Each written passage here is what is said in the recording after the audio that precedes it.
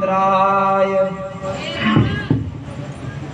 कृष्णाय वासुदेवाय हरे परमात्मने प्रणतः क्लेशनाशाय गोविंदाय नमो नमः। आज इस पावन धाम में विराजमान होकर के हम आप सभी को भगवान बाल कृष्ण के जन्मोत्सव मनाने का सौभाग्य प्राप्त हुआ। देखिए, विचार करने की बात है, इस वाराणसी शहर में ही मैयाएं, थोड़ी देर की बात है जब से आप लोग बहुत परिश्रम कर रहे हैं, अपनी वाणी से सभी को आप लोगों ने बहुत सुख दिया है। हम लोग अंदर जरूर थे और पूरा चित्त हम लोगों का बाहर ही लगा हुआ था। इसीलिए बीच में बात आई कि माइक अंदर जाएगा, तो हमने सोचा कि भगवान का नाम, भगवान का कीर्तन सुनने मिल रहा है, ये ज्यादा अच्छा है। हम लोग तो संस्कृत में वैदिक मंत्रों का प्रयोग करते तो सभी लोगों को समझ में भी वैसा नहीं आता, इसीलिए भगवान के नाम का और भगवान के सुंदर सुंदर भजनों का हम लोगों को लाभ मिला है। आज जो दिन है वह भगवान के अवतरण का दिवस है। और जो बात हम कह रहे थे, इस वाराणसी मंडल में भी कितने लोग होंगे जो यह जानते हैं, यह मानते हैं कि आज भगवान का अवतार हुआ है, लेकिन सभी लोग हमारे आपकी तरह ऐसे भजन और कीर्तन के माध्यम से इस पर्व को मना रहे हों, ये कोई अनिवार्य नहीं है। कोई अपने कमरे में ही कुछ साउंड में बजा के, बॉक्स में बजा के उत्सव मना लेगा। कितने ऐसे होंगे जो अभी सो रहे होंगे। तो इसका मतलब भगवान की हमारे ऊपर कृपा है, अब इसमें संदेह नहीं रहा। क्योंकि अगर भगवान की कृपा नहीं होती तो आज उनके चरण सन्निधि में बैठ करके सुंदर सुंदर वाणी के माध्यम से जो उनका स्मरण, उनका चिंतन करने का हमको अवसर प्राप्त हुआ है, ये उनकी कृपा के बिना संभव नहीं है। पर बात इतनी है कि यह अवतार केवल आज रात्रि 12 बजे होने के बाद फिर वापस शांत ना हो जाए। एक बार भगवान का अवतार जब धराधाम पे हुआ तो वह अवतार अब हमारे हृदय कमल में भी हो जाए, हमारे अंतःकरण में भी हो जाए। आप लोग जो सेवा कर रहे हैं या भगवान की कथा के माध्यम से जो सेवा होती है, वही सेवा बार बार वाणी, बार बार कथा सुनने से हमको पता चलता है कि भगवान सभी के हृदय में विराजमान है। जब सभी के हृदय में विराजमान है तो आपके भी हृदय में है, और आपके हृदय में है तो हमारे भी हृदय में है।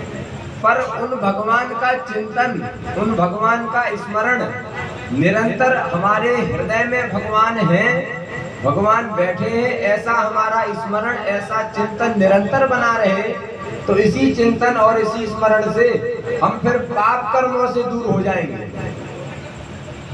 आप अगर यह चाहते हैं कि भगवान अवतार तो जन्माष्टमी पर ले ही रहे हैं, पर भगवान का अवतार अब हमारे हृदय में भी हो जाए। जैसे भक्तिमती मीराबाई के हृदय में भगवान का अवतार हुआ, भक्तिमती श्री करमैती बाई के हृदय में अवतार हुआ। करमैती बाई का चरित्र सभी लोग नहीं जानते हैं। करमैती बाई ये भी राजस्थान की राज परिवार की जो कुमारी थी, राजकुमारी थी, लेकिन ऐसा भगवान का स्मरण बना, ऐसा भगवान का चिंतन बना कि मन में यह निश्चय कर लिया कि यह पूरा राज दरबार छोड़ के, सबको छोड़ के वृंदावन को चले जाएंगे। रात में ही अपने घर से भागी, तो जब राज परिवार में जानकारी मिली तो लोगों ने सैनिकों को पीछे लगाया ढूंढने के लिए। तो 3 दिन तक मरे हुए ऊंट का जो खोल होता है, बहुत जगह होती है उसमें 3 दिन तक बैठ करके और केवल भगवान का स्मरण करते हुए कि हम बाहर निकलेंगे तो हमारे पिताजी की जो भी सैनिक हैं, राजा के जो सैनिक है, वो हमको खोज लेंगे। 3 दिन तक वहाँ उस मरे हुए ऊंट की खोल में बैठी रही, और उसके बाद जब लोगों ने सोचा कि ये तो मर गई है, मिल नहीं रही है, तब 3 दिन बाद वहां से पैदल चल के वृंदावन आई। तो इतना कठिन प्रयास करके उन्होंने अपने आप को भगवान से जोड़े रखा। आज का युग वह नहीं है कि कोई भी माता, कोई भी बहनें, कोई भी पुरुष छोड़ छाड़ के और भग जाए। आज का युग वो नहीं बचा। क्यों? जहां जाएंगे वहीं कलयुग है। इसीलिए कहीं किसी को छोड़ के जाने की जरूरत नहीं है। बस इतना है कि हम जो भी करें उसमें कहीं ना कहीं भगवान का संबंध रहे। माताएं घर में भोजन बनाती हैं तो उनके मन में यह भाव रहे कि यह भोजन हम अपने बाल कृष्ण प्रभु के लिए बना रहे हैं। पुरुष वर्ग कुछ धन कमाते हैं तो उनके मन में यह भाव रहे कि हमारे घर के मुखिया श्री बालकृष्ण प्रभु हैं, श्री ठाकुर जी हैं, अतः इनके घर की जो सेवा है, इनके घर की जो व्यवस्था है वो बिगड़े ना, इसीलिए वह धन कमाने में लगे रहे। तो जब भगवान को केंद्र में रख करके, भगवान को मान करके हम सारे कार्यों का निर्वहन करेंगे तो यह कार्य भक्ति बन जाएगी। इसीलिए भक्तों ने पूछा भगवान से कि भक्ति का मतलब क्या है, भक्ति के लिए क्या हम आसमान में खड़े होकर साधना करने लग जाएं या अग्नि में जाके बैठ करके समाधि लगा लें। तो कहा भक्ति का में कुछ करना नहीं है, भक्ति करने के लिए केवल अपनी धारणा को बदल दीजिए। हम जो भी कर रहे हैं वह भगवान के लिए कर रहे हैं। सुंदर सुंदर प्रस्तुति आप लोगों ने दी। कितने कलाकार ऐसे हैं जो ये प्रस्तुति ना दे करके कोई भिन्न प्रस्तुति भी देते हैं। वो विवाहों में जा करके और उस प्रकार की प्रस्तुति देते हैं जो जिसका भगवान से कोई संबंध नहीं है। तो आपके द्वारा दी गई जो प्रस्तुति ये आपकी भक्ति है। इन सभी के द्वारा की गई जो जागरण है, छोटे छोटे बच्चे जग रहे हैं, ये कुछ और नहीं कर सकते, पर ये क्या कर रहे हैं, कम से कम जग रहे हैं, तो ये भगवान की भक्ति है। पर बात इतनी है, अधिक समय हम नहीं लेंगे, बात इतनी है कि मानना पड़ेगा कि हम भगवान के लिए जग रहे हैं। अगर आपके मन में यह हो जाएगा कि हम भगवान के लिए 1 बजे तक जग रहे हैं, या हम भगवान के लिए गायन कर रहे हैं, हम भगवान के लिए कथा कर रहे हैं, हम भगवान के लिए पूरा यत्न कर रहे हैं, अगर इतनी सी धारणा मन में होगी तो कुछ अतिरिक्त करने की आवश्यकता नहीं है। जो कर रहे हैं उतने करते करते ही हमको भगवान मिल जाएंगे। अभी 2 वर्ष पुरानी घटना है, सत्य घटना है, बिल्कुल प्रामाणिक घटना है। दक्षिण भारत में एक बूढ़ी मैया 20 वर्षों से गंगा जी की प्रतिमा को लेकर के वह पूजन करती थी। कभी जीवन में उसने गंगा जी में स्नान नहीं किया और प्रतिदिन यही कहती थी कि हम जब मरेंगे तो हम गंगा जी में ही मरेंगे। लोग, बूढ़ी महिला थी, निम्न जाति की थी, तो लोग उसकी बात को महत्व नहीं देते थे।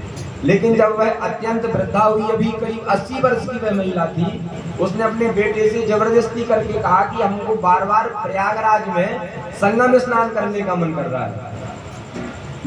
दक्षिण भारत की बात है, वहां से दूर से आए तो 8-10 लोग मिल करके यहाँ एक गाड़ी बुक करके आए। उसने प्रयागराज में संगम में स्नान किया, स्नान करके वहां ऊपर जो श्री लक्ष्मी नारायण भगवान का मंदिर है वहां दर्शन किया और दर्शन करके बैठ करके कहा कि अब मैं जा रही हूँ। तो लोगों को लगा कि ये तो ऐसे ही कह रही है, लेकिन वो बैठी और बैठ के तुरंत वहीं गिर गई। तो उसने कितनी सी मन में भावना रखी थी, उसके मन में यह निश्चय था कि हम मरेंगे तो हम गंगा स्नान करके गंगा जी के पास ही मरेंगे।